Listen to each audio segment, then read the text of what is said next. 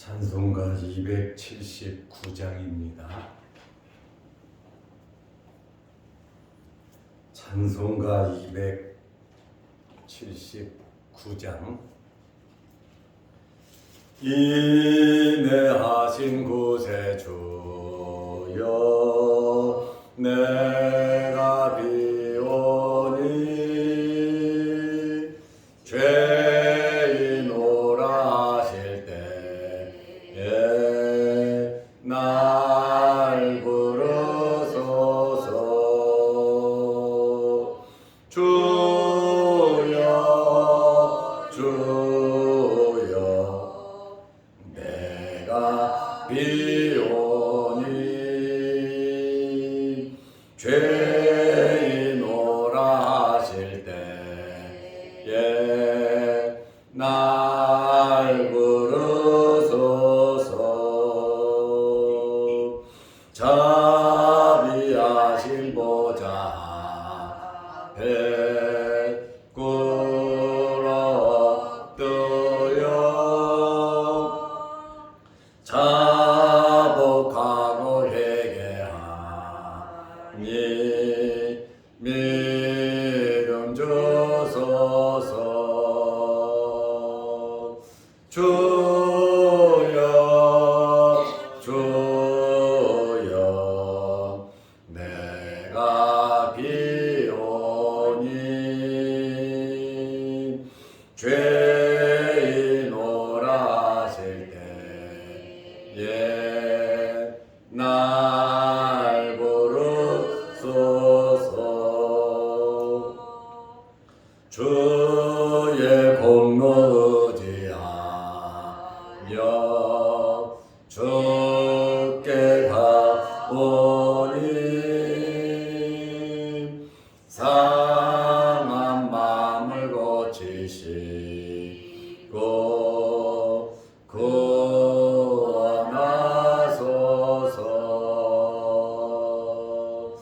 주여 주여 내가 비오니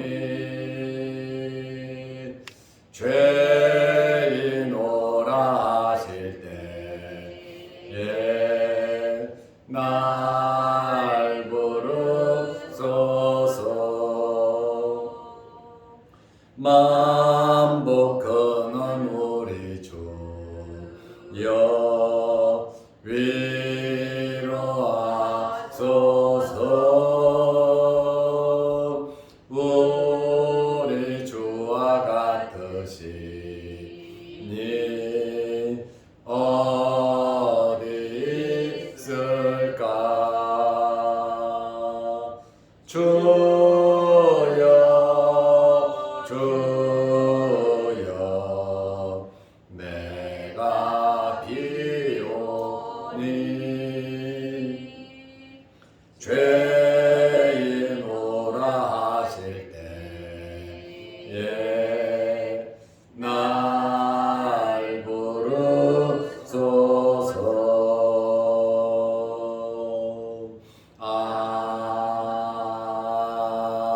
아멘.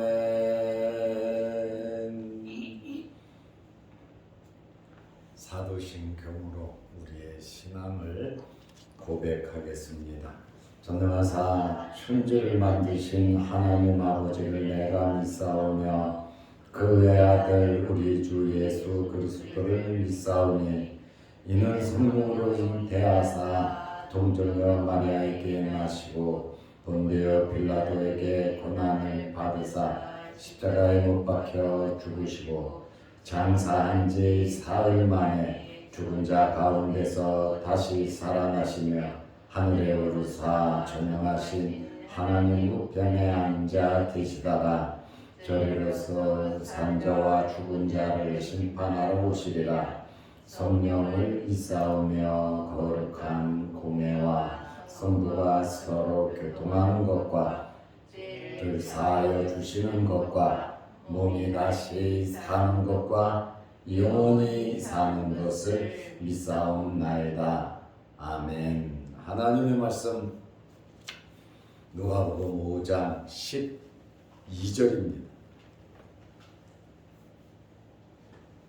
예수께서 한 동네에 계실 때에 온몸에 나병 들린 사람이 있어 예수를 보고 엎드려 구하여 이르되 주여 원하시면 나를 깨끗하게 하실 수 있나이다 하니.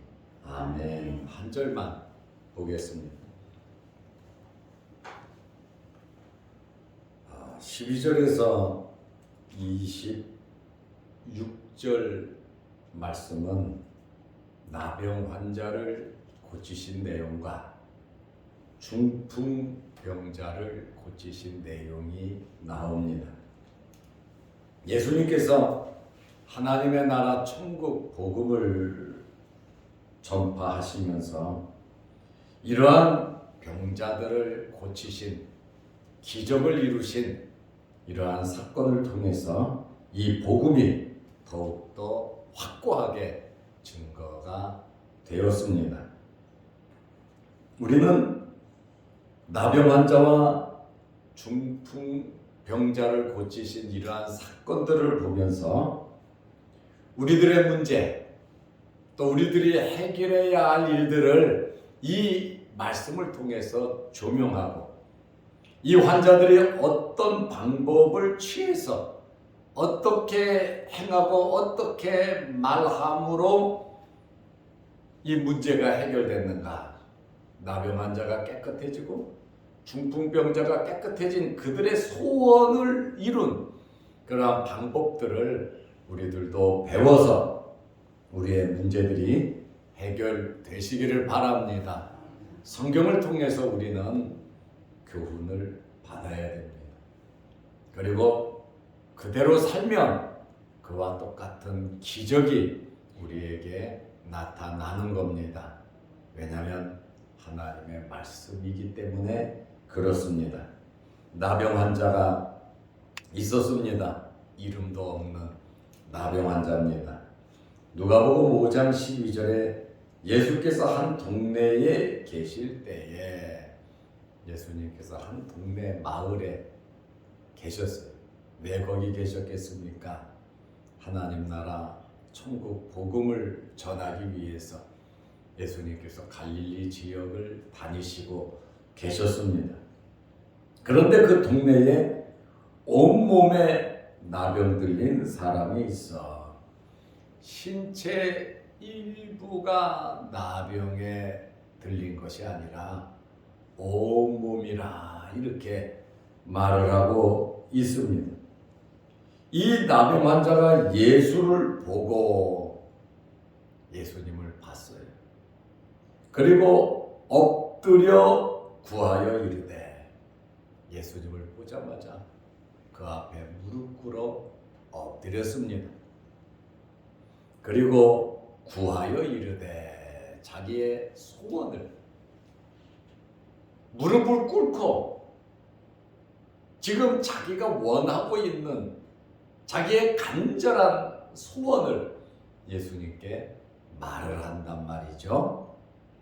주여 원하시면, 당신이 원하시면, 당신의 뜻이면 나를 깨끗하게 하실 수 있나이다. 당신의 권한이라는, 주님은 능히 하실 수 있는데 당신이 원해야 된다 하면서 이 나병 환자가 구했습니다. 나병은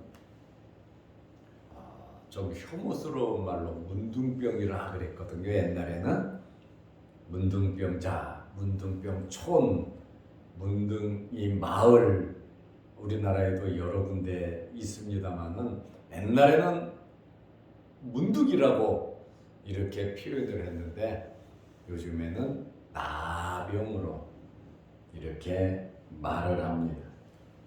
이 나병은 심한 피부병의 일종이에요.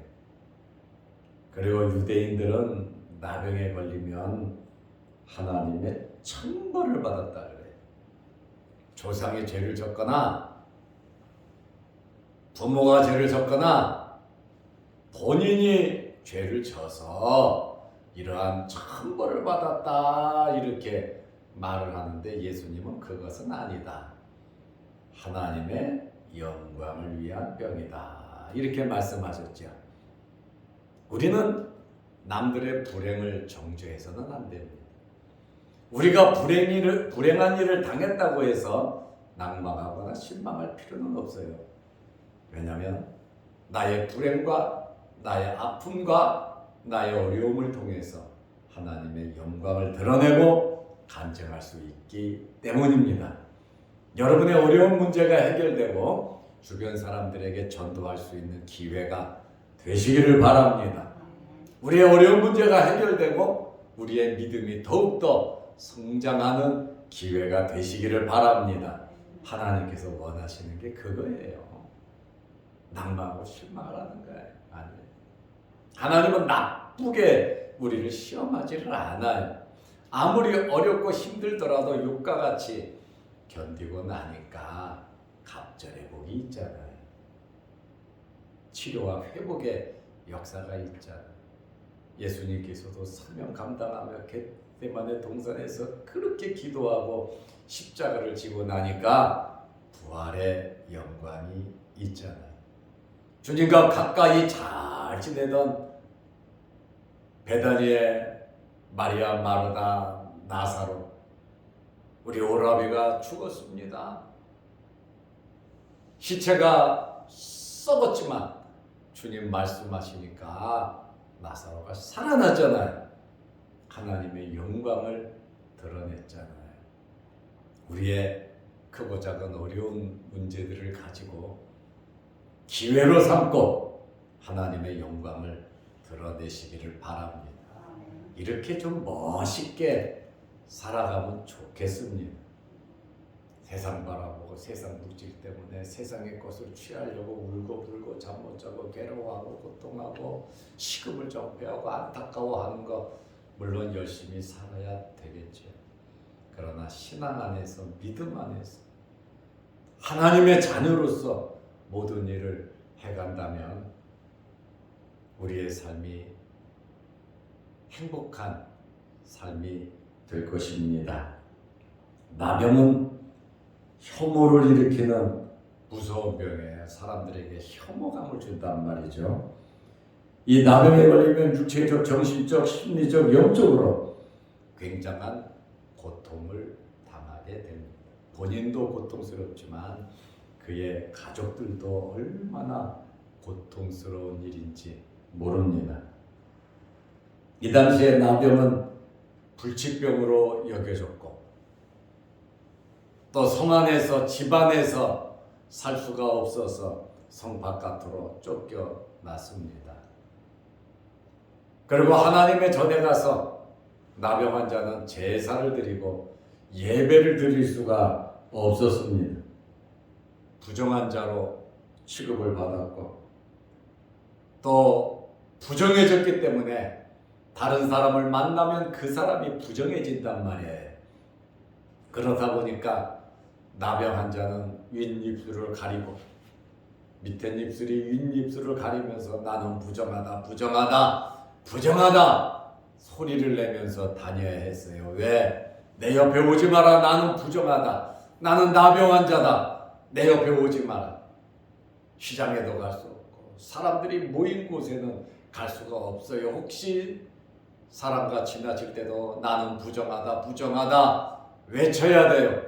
그것을 외치지 않으면 그 사람은 마저 죽었어요.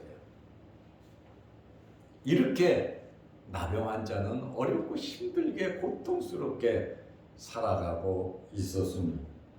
레위기 13장에 보면 7가지 증상이 기록이 되어 있고 나병의 이 판단은 넌 나병 환자다, 넌 나병에서 고침받았다, 그것을 판단하는 사람들은 의사가 아니라 성경을 펴놓고 제사장들이 그 황초를 보고 나병 그 피부를 보고 판결을 했습니다. 그러므로 이 나병의 판명은 제사장의 고유 권한이었습니다. 오늘 여기 나와 있는 이 나병 환자는 다른 사람들도 마찬가지지만 많은 고통 속에서 멸시와 천대와 차별과 박해 속에서 살았습니다. 그런데 오늘 본문의 나병 환자가 치료를 받았습니다. 깨끗이 치료를 받았습니다. 이 나병 환자가 그러면 어떤 절차, 어떤 방법으로 이 나병 환자가 치료를 받았는가? 이것은 우리가 배워야 하고 알아야 하고 그 나병 환자가 취한 그 스탠스를 우리는 취하면서 살아가면 우리의 문제도 해결이 될 것입니다. 첫째로 나병 환자는 예수님을 만났습니다. 그렇게 많은 동네 예수님께서 많은 사람들을 접촉하고 다녔는데 이 나병 환자는 좋은 기회가 왔죠. 예수님을 만났습니다. 본인이 무관심하다면 그냥 지나가면 돼요. 사모하는 마음이 있고 간절함이 있으면 예수님을 만났을 때 자기의 행동이 자동적으로 따라옵니다. 우리는 우리에게 온 기회를 놓치면 안 됩니다. 기회는 잡아야 되는 거예요. 기회는 누구에게 옵니까? 준비된 자에게 오는 겁니다. 아마 이 나병 환자는 예수님에 대한 소문을 들었던 것 같아요. 그리고 부정해서 어떻게 예수님을 만날 수도 없고 예수님 앞에 갈 수도 없는데 아마 하나님 앞에 기도했겠죠. 하나님, 나 예수님 만나게 해달라고. 나도 예수님을 만나면 예수님에게 고쳐달라고 내가 간구해야지. 나름대로 그 마음속에 사모하는 마음이 있었습니다. 어렵고 힘든 일을 통해서 주님을 찾고 주님을 갈망하고 주님을 만나려고 우리는 노력해야 합니다. 될 대로 되라고 포기해버리고 어떻게 되겠지, 우연히 되겠지. 우연히 일어나는 일은 없습니다. 차곡차곡 준비하면서 살아가다 보면 여러분 기회가 오는 겁니다. 여리고성 기생 라합도 자기 생명을 걸고 정탐꾼을 지켰잖아요. 기회가 왔을 때 당장 눈앞에 있는 것만 보지 않고 하나님께서 이 여리고성을 무너뜨릴 것이라고 하는 확신을 이 기생 라합이 가졌기 때문에 자기네 왕이 정탐꾼 왔냐 물어봐도 안 내놓잖아요. 숨겨놓잖아요. 그리고 무사히 가도록 탈출을 시키고 맹세를 받잖아요. 당신이 이 성을 침공할 때, 우리 성이 무너질 때 우리와 우리 가족은 지켜달라. 그러면 여기에 거하라. 그러면 니네들은 죽지 않을 것이다. 줄을 달아 내렸는데 성이니까, 성벽에 있었으니까 붉은 줄 그거를 잡고 내려갔는데 이 줄을 치우지 마라. 그러면 니네는 살 것이다. 식구들 다 모아라. 살 것이다. 결국 기생 라합과 그 가족은 다 살았잖아요. 모험이거든. 믿음이거든요. 기회를 잡은 거거든.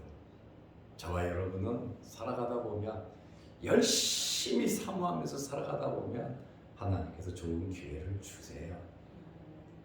절대로 믿음에서 흔들리지 말고 하나님과 좋은 관계에서 넘어지지 말고 항상 사모하는 마음으로 주님 만나기를 원함으로 열심히 여러분의 맡은 직분 사명 잘 감당하다 보면 기회가 온다니까요. 그러나 무관심하면 안 되죠. 삭개오도 키가 작고 사람이 많아 예수님을 보고 싶은 사모하는 마음은 있었는데 두 가지 이유 때문에 예수님을 못 봤잖아요. 그래서 그는 앞으로 달려가서 뽕나무에 올라가서 예수님을 보지 않습니까? 사모하는 사람은 이렇게 노력하게 돼 있어요. 우리 열심히 노력하시기를 바랍니다. 믿음으로 행하라 그 말이에요. 말씀대로 살아라는 거예요. 예배 드리는 일에 힘쓰라는 거예요. 예배당에 자주 나오라는 거예요. 봉사하는 일에 힘써서 하나님을 섬기라는 거예요. 아무리 바빠도 믿음 안에서 신앙 안에서 살아가시기를 바랍니다. 기도하면서 살아요. 예수님을 만나면 문제가 해결됩니다. 예수님을 만나서 문제 해결 안 될 일이 없어요. 두 번째로 나병 환자는 예수님을 보았어요. 예수님을 보고 나와 엎드렸어요. 나병 환자가 예수님께 절을 했어요. 겸손과 그의 간절함을 엿볼 수 있어요. 목마른 자가 샘을 파듯이 온 몸에 나병 걸린 이 환자가 너무너무 힘드니까 예수님을 이번 기회에 놓치면 안 된다. 이 사람 저 사람 눈치 보고 이 생각 저 생각 하지 아니하고 직방으로 예수님께 직접 나아가 그 앞에 무릎 꿇어 엎드렸습니다. 세 번째로 엎드렸을 뿐만 아니라 그는 예수님께 간구했습니다. 자기의 마음을, 자기의 아픈 심정을, 지금까지 살아오면서 억눌렸던 그러한 서러움을 믿음으로 예수님에게 구했습니다.